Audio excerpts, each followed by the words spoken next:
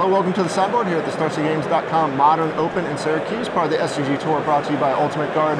I'm Nick Miller alongside Team Lotus Box's own Collins Mullen. How you doing? Great. I'm glad to be here. Your player's been grinding the SCG Tour here for a little while and making a name for yourself, having a couple of top 8s, invitational top 8. Attach yourself to this team now, and you're doing pretty well for yourself. I've been having some success lately, and I was able to team up with Lotus Box, and ever since we started that team at the previous Invitational, our team has been doing pretty consistently very well. We've got a good testing process going on, and very excited to continue playing in the Star City Games tour. Yeah, we see the jerseys all around, and usually one in the top 8 here and there. So you guys are doing pretty well. Yeah, and it's been good. You're playing a Scapeshift deck, but you have a notable inclusion because a lot of people are asking us, is Hour of Promise going to make an impact in Modern? I think it has, and you have a build that is very interesting. I want you to talk about how you came to your build, then we'll go over the card specifics. For sure, yeah. So I was playing a lot of just kind of the traditional Titan Shift deck, kind of leading up to this tournament. I wanted to practice something for this Modern tournament in Syracuse, and I was playing the traditional Titan Shift deck, which was running 4 Scapeshifts, 4 Titans, 2 Summoner's Pacts as kind of its payoff package. And then the other interesting thing about it is that it was running a lot of main deck interaction pieces. Some people were going as far as running Engineered Explosives in the main, and Relics in the main, and Lightning Bolts in the main. And I think that was probably good for a while, but I think that people have yet to realize that we can kind of take the deck in a different direction and be more proactive ourselves. Sure. And I think that Hour Promise is the card that lets us do that. Hour Promise is essentially a 5-mana Primeval Titan trigger. And the importance of that is that you can cast it pretty consistently on turn 3 if you have a Search for Tomorrow on turn 1. So you can search for tomorrow, spend on turn 1, turn 2, cast any of your 2-mana ramp spells, and then turn 3, you're casting your Hour Promise. And Hour Promise finds the marquee card of the deck, Valakut. Sure. So all of a sudden on turn 3, you've got 7 lands in play, with 2 Valakuts and hopefully 5 mountains already. So from then on out, all of your land drops and all of your ramp spells turn into 6 damage. Right. So that's just a very powerful kind of curve that you can have that Hour provides. Right, and that ramps, pattern that you explain sounds kind of out there when you think about the old Scapeshift decks with all the interaction and stuff. Right. But the way you have the deck configured now, it is all just condensed into these ramp spells, so that you're doing what you just described consistently on turn 3 and then 4. And I kind of just described like the ideal curve, but I mean, as we all know, Magic doesn't always work out perfectly. So one of the upsides of this deck is that you just have so many ways of turning on your Valakuts very early. So the idea of my deck is that I took out all of those interactive pieces that I was talking about earlier, and I just wanted to be all in on ramping into Valakut triggers as fast as I could.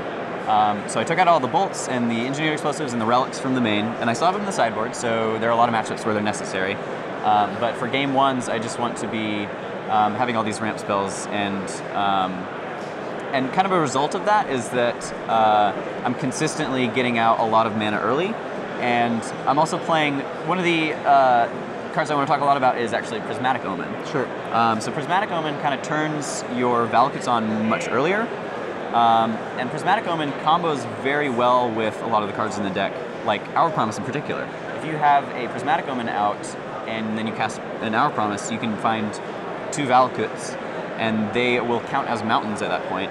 And all of a sudden that's 4 Valakut triggers or 12 damage that you're getting just from your Hour Promise. Right. And if you happen to have 1 Valakut already in play when you cast your Hour Promise and you have a Prismatic Omen out, then that's 18 damage. The game's basically over. Right, it's 18 damage, and that's kind of like the old Scapeshift's deck finishing move is like 7 land Scapeshift, but now we kind of have a Prismatic Omen 5-land Hour of Promise. Yeah. You have even more ways to kind of assemble this kill.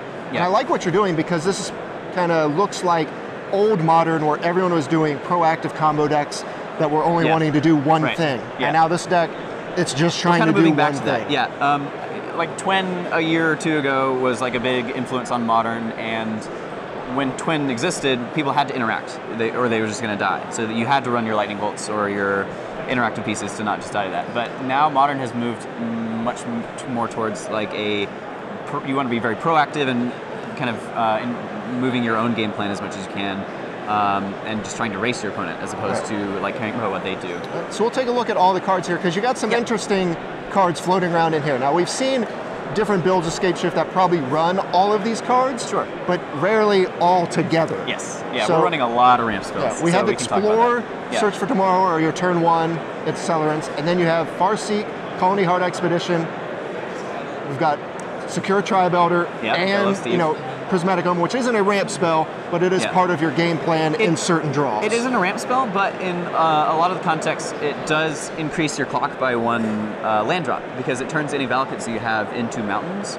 And a lot of the time, you care less about your actual land count. I mean, your land count matters because you still need the 6 mana to cast your Primeval Titan, or the 5 mana to cast your Hour, but Prismatic Omen kind of like shortens that clock down by 1 on like the key turn that you'd need, or the key number of lands you need to play. It kind of reduces the number of lands that you need to play in by 1. Then we move into one that I don't expect to see very often. We've got Wood Elves hanging out in this deck as well, so your mana creatures are both showing up. Wood Elves is just a one of. I like Wood Elves a lot because another card that we're playing, the Summoner's Pact, sometimes there are curves where you want to be able to make your 6th land drop, cast a ramp spell, and then cast Scapeshift for 7 land Scapeshift, which is 18 damage. And Wood Elves kind of is like a utility piece that allows your Summoner's Pact to be one of those ramp spells if you only have 2 green sources in play. Okay. The deck is very strange in the context of all of the cards in the main deck are green. I'm not running any main deck red cards, but we have to play a lot of mountains. Sure. And we want all of our land drops to be mountains. So sometimes you're a little short on green lands. So a good turn 6 play, or not turn 6, but 6 land play can be packed for Wood Elves, cast Wood Elves, get another green source, cast Scapeshift. So it's just kind of, it gives you access to being able to make that play, whereas you can't cast your you can't like find a Secure Tribe Elder, because that's not going to find you an untapped green source. Right. Yeah, so this kind of has all of the angles of assembling the Scapeshift or the Primeval Titan as soon as possible, and then burning them out from there. And then with your Prismatic Omen, you have ways to just burn them out with your lands way more consistently. And I do want to say that a lot of the games actually don't come down to me casting Scapeshift or casting to Primeval Titan. A lot of the games come down to me getting enough lands in play with Valakutes, and then drawing, you know, either playing from my hand or drawing off the top just the ramp spells of the mountains that can all be turned into damage. Okay. With our promise here, I have to ask, were there any ways you were, you know, fiddling around with deserts, or was the deserts ever an idea that could work? I wish that we have deserts so we could get some zombie action, but just the way that the Scapeshift mana base is constructed, you need your green sources and you need mountains, and everything has to specifically be mountains. So if they ever printed like a mountain desert, we could put it in there, and I would immediately put it in there. But maybe 10 years from now, we'll be having desert mountains. But there's just not enough room for non-mountain, non-green source, or I mean, just non-mountain lands. Sure. Yeah. So as you mentioned earlier, all your red cards are in the sideboard. So we've got your Angers and your Lightning Bolts, your Shadow Storm all in there, hanging out. Then we have the green cards, which we can talk about here, because I think we all know where the bolts and the Angers and stuff like that's going to come into play. You have your Engineered Explosives, your Relics, 2 Obstinate Baloth, the Chameleon Colossus, and then the, can't think of the name offhand, Reclamation Sage. Yeah, Reclamation Sage. Yeah, they're just kind of some cards that are very good post-board when you know the matchup that you're in and you need a certain kind of effect.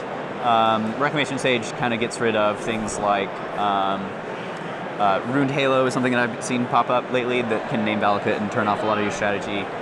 It hits Ley Line of Sanctity, and it just kind of hits a lot of artifacts that might be floating around.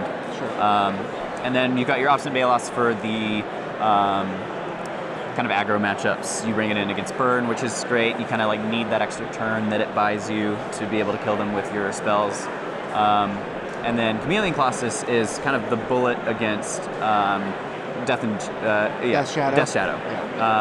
You know, that's like the one deck that everybody's talking about, and it's definitely been on top of Modern for a while. But the one thing about Chameleon Colossus is they can't really ever interact with it. It's protection from black, so protection from Fatal Push and Terminate, and the only thing that can potentially kill it is like Bolt, Snap Bolt if they're running a Bolt, but kind of people have been moving away from that. So it's just a card that you can play against Death Shadow and then it'll just win the game for you. Lastly, you only got a couple of creatures running around in the sideboard. How is this deck prepared against the people who are looking to take out all of one copy of the, you know, take out your win con, so to speak, the decks that try to beat the deck via doing that? Yeah, I mean, if Valakut gets Ghost Quartered and Surgicaled, that's very bad for me. But I found that that's often a very specific interaction that doesn't happen all the time. And if I know that I'm playing against a deck that's running specifically Ghost Quarter and Surgical Extraction, you can just sandbag the Valakuts in your hand and don't play them out and don't expose them to that. Because with this deck in particular, it's definitely very all in on the Valakut plan. So if they have a way of getting the Valakuts out of my deck, or making the Valakuts not do what they need to, either by something like Blood Moon or Ruined Halo, is pretty bad for me, and I kind of have to convert to just like a creature beatdown plan. And as you said, there aren't a lot of creatures in the deck. So, but I think that generally in Modern, there aren't a ton of ways of people doing that, and Reclamation Sage can clear up some of those things. So I definitely have ways of interacting with that. Okay, lastly, are you happy with the build you came to here, and are there any cards you're looking to get into the deck that didn't make the cut? Yeah, I mean, there are a lot of cards that I wanted to squeeze in, and kind of the downside of having so many ramp spells in the main deck is that, like, if I'm going to go down that path, I'm losing out on a lot of like heavy-hitting sideboard cards in Modern. So I wanted another Obstinate Baloth. I wanted something for control decks like a Thrun or something like that. I wanted a 4th Lightning Bolt specifically for mono white Death and Taxes that's been popping up.